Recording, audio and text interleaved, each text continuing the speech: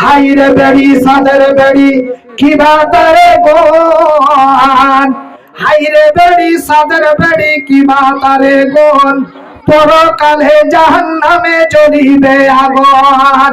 ধর্ম আমার থাক না পড়ে কি যে মুসলমান, নিজের মুখে বেড়ি দিয়া হারালি ইমান।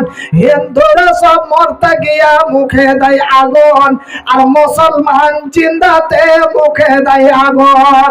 আরো কত মুসলমান ঠোঁটে রাখে বেড়ি, লম্বা দাড়ি মাথায় টুপি ঠোঁটে টানে বেড়ি। বেড়ি খাওয়া লোক যদি মহাজ্ঞানী হয়, পাইলে বেড়ির গন্ধ সব ভুলা যায়। ভাতে খেয়ে বেড়ি নিয়ে বসে আছে ঘরে, বিবিকে পাঠাই স্বামী আগুনে তরে। পাড়াই পাড়াই বিবি তার খুঁজিছে আগুন, আর ঘরে বসে স্বামী বলে আলি না এখন। তাড়াতাড়ি এসে বিবি বলিল স্বামীকে, খুঁজিলাম আগুন কিন্তু কোথাও নাহি মিলে। কত যে বেড়ি খাওয়ার নিশা আর উঠেছে। ই তখন কোন দোয়া দিছে জানেন? কি দোয়া দিছে জানেন? ওরে হালির বেটি হালি আমায় করিলি পাগল, বেড়ি না খাইলে পেটে হবে গন্ডগোল।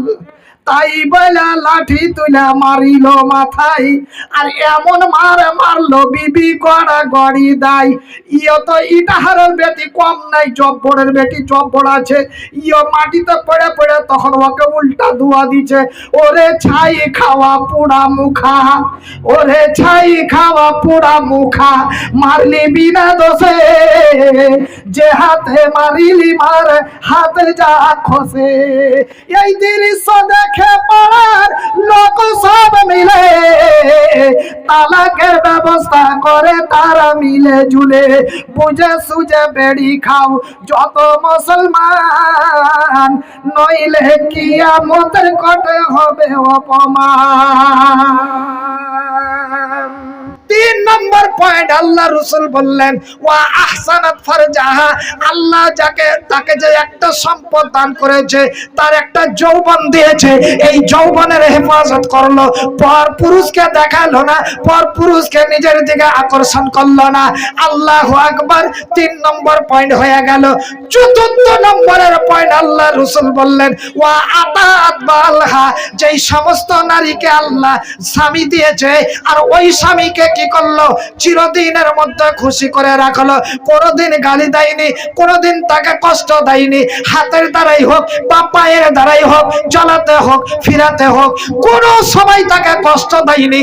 আল্লাহ রাসূল বলছেন ওই সমস্ত নারীগুলাকে কাল কিয়ামতের মাঠে মহান আল্লাহ রাব্বুল আলামিন ডাকবেন, ডেকে বলবেন ওরে ফাতেমা, ওরে আয়েশা, ওরে খালেদা, ওরে রাজিয়া, ওরে জোসনা, ওরে আলিয়ারা, আয় আয় আয় আয়। আল্লাহ রাব্বুল আলামিন নিজের দিকে ডাকবেন, নিজের কাছে ডাকবেন। ডাকার পরে বলবেন এরে আল্লাহর বান্দেরা, আমার নবীর দেওয়া 4খানা গুণ তোমার ভিতরে আমি পেলাম। তুই জীবনে নামাজ ছাড়িসনি, নামাজ পড়েছিস, রমজান মাসে রোজা করেছিস, তুই নিজের যৌবনের হেফাজত করেছিস, তুই স্বামীর সেবা করেছিস। এই যে আমি আমলনামাতে দেখতে পাচ্ছি মিন আইয়াবুয়াবিল জান্নাতে সাআত, এই যে জান্নাতের 8টা দরজা খোলা আছে রে মেয়ে, এ আল্লাহর বান্দে 8টা দরজা খোলা আছে।